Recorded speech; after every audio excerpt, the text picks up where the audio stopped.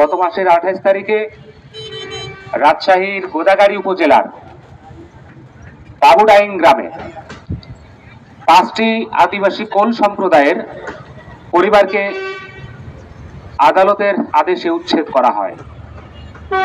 উচ্ছেদের পরই তারা অত্যন্ত মানবেতর জীবনযাপন করছিল। যখন আমরা দেখেছি বিভিন্ন পত্রপত্রিকায় তারা বাস ঝাড়ের মধ্যে তারা রাত্রি যাপন করতে হয়েছে তাদেরকে। এই উচ্ছেদকৃত 5টি পরিবারের কারো গরু, কারো মুরগি, কারো ছাগল চুরি হয়েছে, শিয়ালে টেনে নিয়ে গিয়েছে। রান্না করার সন্তানকে এক মুঠো ভাত তুলে দেওয়ার মতো অবস্থা ছিল না সেই জায়গায়। জাতীয় আদিবাসী পরিষদ বিষয়টি জানার পরে ঘটনাস্থল তারা পরিদর্শন করেন।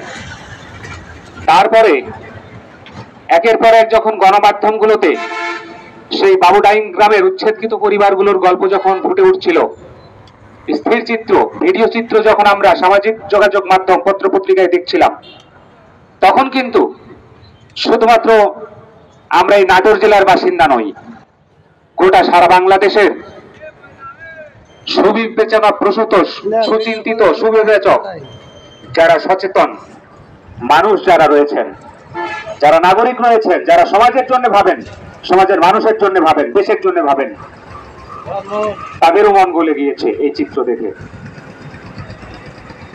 তাদের বিচার এখনো হয়নি।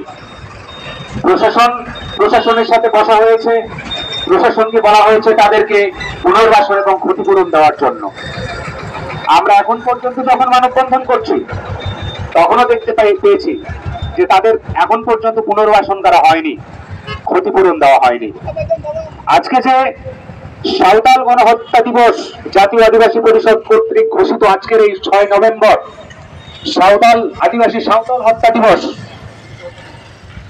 এই যে 2016 সালের আজকের এই দিনের যে একটা ঘটনার অবতারণা হয়েছিল গাইবান্ধার বাগদা ফার্ম চিনি কলে, যেখানে আমরা দেখেছি আন্তর্জাতিক মিডিয়াগুলোতেও আমরা দেখেছি প্রচার হতে কিভাবে একটি রাষ্ট্রযন্ত্র বাংলাদেশের সাধারণ মানুষের যারা তাদের অধিকার আদায়ের প্রশ্নে জেগে উঠেছিল, যারা দাবি তুলেছিল তাদের পৈতৃক সম্পত্তি, যেটা তাদের নিজেদের পাওনা বুঝে নেওয়ার জন্য যখন তারা রাজপথে যখন দাবি তুলেছিল, তখন এই রাষ্ট্রযন্ত্র সাঁওতালদেরকে নির্বিচারে গুলি করে হত্যা করে। এবং সেইটার প্রথম ভিডিও ফুটেজ আমরা দেখেছিলাম আল জাজিরা টেলিভিশনে। তারপরে দেশের গণমাধ্যমগুলো একে একে প্রচার করতে থাকলো বাগদা ফার্মের সেই করুণ ইতিহাস, যেখানে আদিবাসীরা 100 বছরের বঞ্চনা নিয়ে বেঁচে আছে, যারা 1842 একর পৈতৃক সম্পত্তি ফিরে পাবার জন্য চিনিকল কর্তৃপক্ষের বিরুদ্ধে লড়াই সংগ্রামে অবতীর্ণ হয়েছে। এবং তাদের এই লড়াই সংগ্রামটা কিন্তু একদিনে তৈরি হয়নি। জাতীয় আদিবাসী পরিষদ জাগরণ ঘটিয়েছে তাদের মধ্যে। সেই জাগরণের একটা পর্যায়ে আজকে যখন তারা তাদের অধিকার বুঝে নিতে গিয়েছে, তখন এই রাষ্ট্রযন্ত্র এই নিপীড়িত, অত্যাচারিত, শোষিত আদিবাসীদের উপরে খুব সহজেই তাদের প্রভুত্ব খাটিয়েছে। বন্ধুরা, এখন পর্যন্ত আপনাদেরকে বলতে চাই, এখন পর্যন্ত এই যে রমেশ টুডু, শ্যামল হেমব্রম এবং মঙ্গল মার্ডি, এই 3 জন, আমি বলবো এই 3 জন নিহত হয়নি, তারা শহীদ হয়েছে। তারা শহীদ হয়েছে জাতির জন্য, জাতিকে অনুপ্রেরণা দেওয়ার জন্য, জাতিকে অনুপ্রাণিত করে কিভাবে সামনের দিনে যুদ্ধে জেতা যায়, কিভাবে অধিকার আদায় করে নিতে হয়, সেই যে শিক্ষা, সেই শিক্ষা তারা আমাদেরকে দিয়ে গিয়েছেন। আমরা প্রার্থনা করি, তাদের আত্মার মাগফিরাত কামনা করি, তাদের আত্মার সদ্গতি কামনা করি, তারা স্বর্গবাসী হন। কিন্তু তারা অন্যায়ের কাছে মাথা নত করেন নাই। তারা অত্যাচারিত সমাজের শোষণের কাছে তারা মাথা নত করেন নাই। আজকে আমরা দেখছি সেই যে 3 জন সাঁওতাল হত্যা মামলার 33 জন আসামির মধ্যে আমরা দেখেছি এখন পর্যন্ত অনেকেই গ্রেপ্তার হন নাই। যারা মামলার অভিযোগ রয়েছে, যারা মামলার মূল হোতা, তারা এখনো ধরাছোঁয়ার বাইরে রয়েছেন। তাদেরকে মামলার তালিকা থেকে, আসামির তালিকা থেকে তাদেরকে 11 জনকে বাদ দেওয়া হয়েছে। প্রথমে পিবিআই কে তদন্ত ভার দেওয়া হলেও পরবর্তীতে 2024 সালে সিআইডি কে তদন্ত ভার দেওয়া হয়। আদিবাসীরা এখনো প্রতীক্ষায় রয়েছে কিভাবে, কবে এই সাঁওতাল হত্যার বিচার হবে। আমি বলতে চাই, আদিবাসী যারা সংগঠনের সাথে যুক্ত রয়েছেন, যারা আদিবাসী সংগঠনকে বেগবান করার জন্য বিভিন্ন সময় বিভিন্নভাবে কষ্ট করছেন, অনেক ধকল সহ্য করছেন, অনেক পরিশ্রম করছেন, কেন্দ্র কমিটি অনেক দায়িত্ব রয়েছে। আজকে আমি ভারাক্রান্ত হৃদয়ে বলতে চাই, আজকে এই যে সাঁওতাল হত্যা, এই সাঁওতাল হত্যার উপরে পরিষদ থেকে কোনো বিবৃতি দেওয়া হয়নি, অথচ আজকে 9টা বছর হতে চলল এই সাঁওতাল হত্যার। এটা খুব দুঃখজনক। জাতি কেন জানবে না 2016 সালের এই 6 নভেম্বর সাহেবগঞ্জ বাগদা ফার্মে 3 জন আদিবাসীকে গুলি করে হত্যা করেছিল সেই সময়কার প্রশাসন। ইতিহাস আমরা কেন ভুলে যাব? ইতিহাস আমাদেরকে জানাতে হবে, পরবর্তী প্রজন্মকে জানাতে হবে। আজকে যদি আমরা বিবৃতি না দেই, আজকে প্রয়োজন ছিল, উচিত ছিল আজকে ঢাকাতে প্রধান উপদেষ্টা, আইন উপদেষ্টা, স্বরাষ্ট্র উপদেষ্টা যারা রয়েছেন তাদেরকে আজকে এই সাহেবগঞ্জ বাগদা ফার্ম, যেটিকে আমরা মনে করি, জাতীয় আদিবাসী পরিষদ মনে করে একটি জাতীয় ইস্যু, বাংলাদেশে বসবাসরত আদিবাসীর প্রশ্নে সাহেবগঞ্জ বাগদা ফার্ম একটি জাতীয় ইস্যু। আমি উদাত্ত আহ্বান জানাবো রাষ্ট্রের কাছে, এই জাতীয় ইস্যুকে ষড়যন্ত্রের জন্য কোন একটি দলের স্বার্থান্বেষী তৎপরতার কাছে মাথা নত না করে, যাতে জাতীয়ভাবে এই সমস্যার সমাধানের জন্য রাষ্ট্র এগিয়ে আসে, পদক্ষেপ নেয়। কিভাবে 1842 একর জমি আদিবাসীদের এবং কিছুটা রয়েছে বাঙালিদের, তাদের জমি কেন ফিরিয়ে দেওয়া হবে না, সেইটার জবাব এই রাষ্ট্রকেই দিতে হবে। সর্বশেষ আমরা চাই এই সাঁওতাল হত্যার সাথে যারা জড়িত, যারা নির্দেশদাতা, সেই সময়কার যে সমস্ত পলিটিশিয়ান এই আদিবাসীদের জমিগুলো কেড়ে নেওয়ার চেষ্টা করেছিল, তাদেরকে কেন এখন পর্যন্ত বিচারের আওতায় নিয়ে আসা হয় নাই, দৃষ্টান্তমূলক শাস্তির ব্যবস্থা করা হয় নাই, সেইটি আমাদের এখন বড় প্রশ্ন। আমরা বিশ্বাস করি বর্তমান সরকার বৈষম্যহীন বাংলাদেশ গড়ার লক্ষ্যে কাজ করে যাচ্ছে, কিন্তু আমরা যখন বিভিন্ন সময় আদিবাসীদের উপরে চালাও পোড়াও, উচ্ছেদ, ধর্ষণের ঘটনা দেখতে পাই, তখন আমাদের রাষ্ট্রের উপরে আর সেই ভরসা থাকে না। আজকে যে যাই বলুক, যে দল যতভাবেই কথা বলুক, যাই বলুক না কেন, আপনারা দেখবেন চায় স্টলের থেকে শুরু করে বিভিন্ন জায়গায় মানুষের মত প্রকাশের স্বাধীনতা এখন কমে গেছে, মানুষ ভয় পায় কথা বলতে। গণঅভ্যুত্থানের পরে মানুষ কেন ভয় পাবে কথা বলতে? আমরা কথা বলতে চাই, জাতীয় আদিবাসী পরিষদ কথা বলতে চাই, বাংলাদেশে নিপীড়িত নির্যাতিত মানুষের কথা বলতে চাই। এই কণ্ঠ রাষ্ট্র রুখে দিতে পারবে না, পারবে না, পারবে না। বাংলাদেশে এখন পর্যন্ত যতখানি ধর্ষণ হয়েছে আদিবাসী, চালাও-পোড়াইয়ের ঘটনা ঘটেছে, মিথ্যে মামলা দিয়ে হয়রানি করা হয়েছে, ভূমি কেড়ে নেওয়া হয়েছে, সেগুলোর কতখানি বিচার, কয়টার বিচার হয়েছে, সেগুলোর সঠিক জবাব রাষ্ট্র দিতে পারবে না। আমরা সেই জবাব চাই।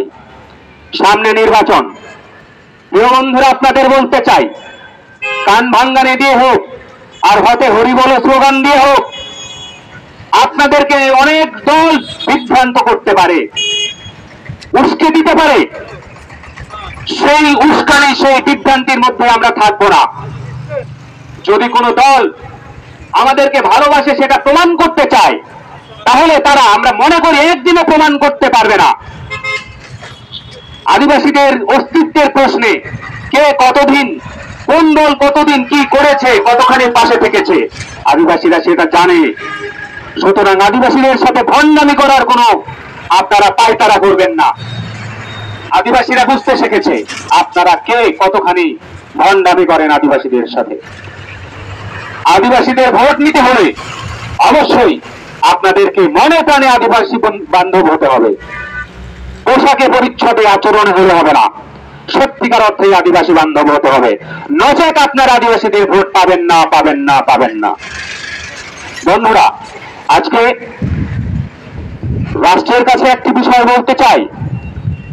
জাতীয় আদিবাসী পরিষদ কর্তৃক প্রণীত যে আদিবাসীদের দাবি দেওয়া ছিল সাংবিধানিক স্বীকৃতি, আদিবাসী হিসেবে সাংবিধানিক স্বীকৃতি, পৃথক ভূমি কমিশন গঠন, পৃথক মন্ত্রণালয় গঠন, আদিবাসীদের ভাষা এবং সংস্কৃতি রক্ষার্থে মন্ত্রণালয় গঠন, সেগুলোর বাস্তবায়ন এখন পর্যন্ত কোন সরকার করে নাই।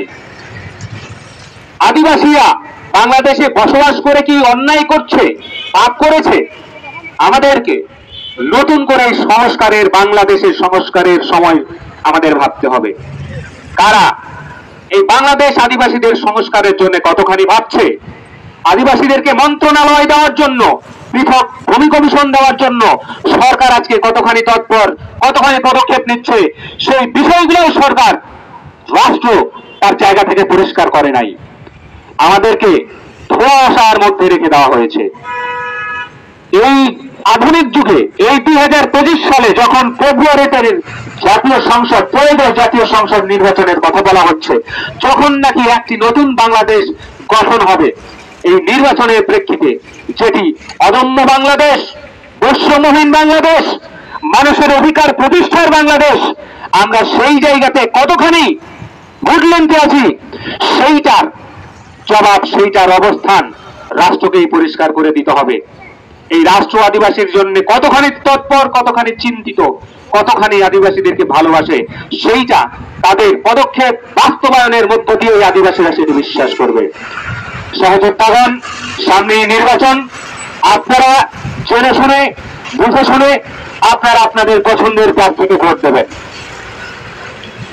কোন দল, কোন প্রার্থী যাতে আপনাদের সাথে বঞ্চনা করতে না পারে, যাতে একটি রাষ্ট্রে যাতে আবার নতুন একটি ফ্যাসিবাদীর সরকার গঠন হতে না পারে।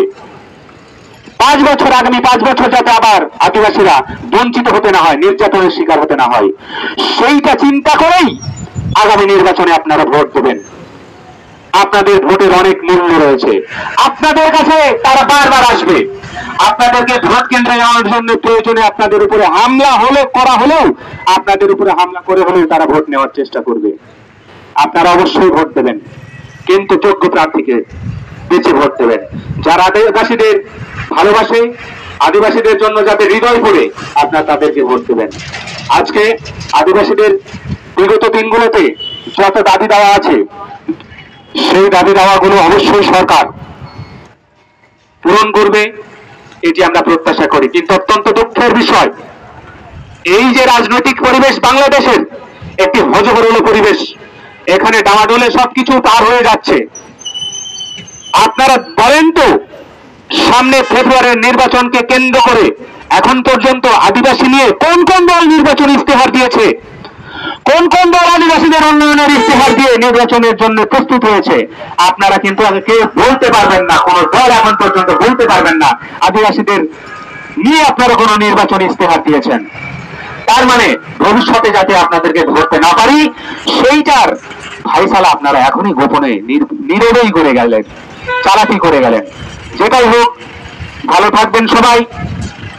বাংলাদেশে বসবাসরত যত আদিবাসী রয়েছে, আজকে আর একটি কথা না বললেই নয়, পার্বত্য চট্টগ্রামে যে হইচই, পার্বত্য চট্টগ্রাম নিয়ে যে ধর্ষণের ঘটনা ঘটেছে, জ্বালাও পোড়াইয়ের ঘটনা ঘটেছে, সেখানে উত্তাল ছিল চট্টগ্রাম, রাঙ্গামাটি উত্তাল ছিল।